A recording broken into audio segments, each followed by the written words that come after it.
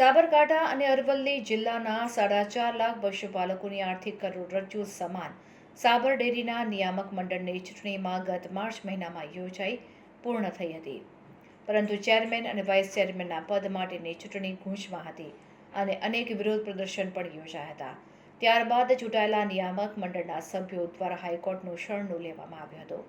ત્યારબાદ હાઈકોર્ટ દ્વારા જિલ્લા કલેક્ટરને 21 દિવસમાં ચૂંટણી યોજી દેવા માટેનું સૂચન કરતા જિલ્લા પ્રશાસન દ્વારા ચૂંટણી અંગેનું જાહેરનામું પ્રસિદ્ધ કરવામાં આવ્યું હતું.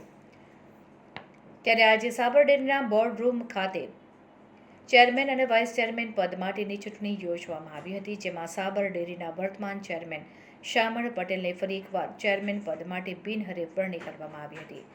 તો બીજી તરફ વાઇસ ચેરમેન પદ માટે વડાલી બેઠકના સભ્ય ઋતુરાજ પટેલને બિનહરીફ વરણી કરવામાં આવી હતી. સાબરકાંઠા અને અરવલ્લી જિલ્લાના લાખો પશુપાલકોની સીધી નજર સાબર ડેરીના ચેરમેન અને વાઇસ ચેરમેન પદની ચૂંટણી પર મંડાયેલી હતી.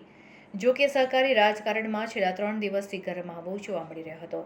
અનેક અટકળો પણ ચાલી રહી હતી. જો કે તમામ અટકળોનો અંત આવ્યો, જેમાં ચૂંટણી અધિકારીની હાજરીમાં બંનેની બિનહરીફ વરણી પણ કરવામાં આવી હતી. આમ તો ચેરમેન પદ માટે શામળભાઈ પટેલ અને વાઇસ ચેરમેન પદ માટે ઋતુરાજ પટેલનું એક ફોર્મ ભરાયું હતું, જેને કારણે ચૂંટણી અધિકારીની હાજરીમાં બંનેની બિનહરીફ વરણી કરવામાં આવી હતી.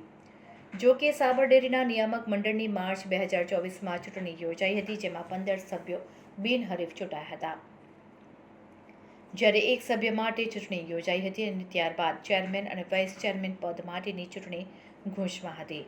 જો કે અત્યાર સુધી બંને જિલ્લામાં અનેક પ્રકારની અટકળો ચાલી રહી હતી, જેનું ચૂંટણીનું પરિણામ જાહેર થયા બાદ તમામ અટકળોનો અંત આવ્યો છે. સાબર ડેરીના ચેરમેન પદે શામળ પટેલ સતત ત્રીજી વાર સાબર ડેરીનું સુકાન સંભાળશે. જો કે વાઇસ ચેરમેન પદ પર ચૂંટાઈ આવેલ ઋતુરાજ પટેલ પ્રથમવાર સાબર ડેરીના ડિરેક્ટર બન્યા છે અને પ્રથમ ટર્મમાં જ તેઓએ વાઇસ ચેરમેન પદ પર બિનહરીફ વરણી કરવામાં આવી છે. સાબરકાંઠાથી રિપોર્ટર અમિત જોશી.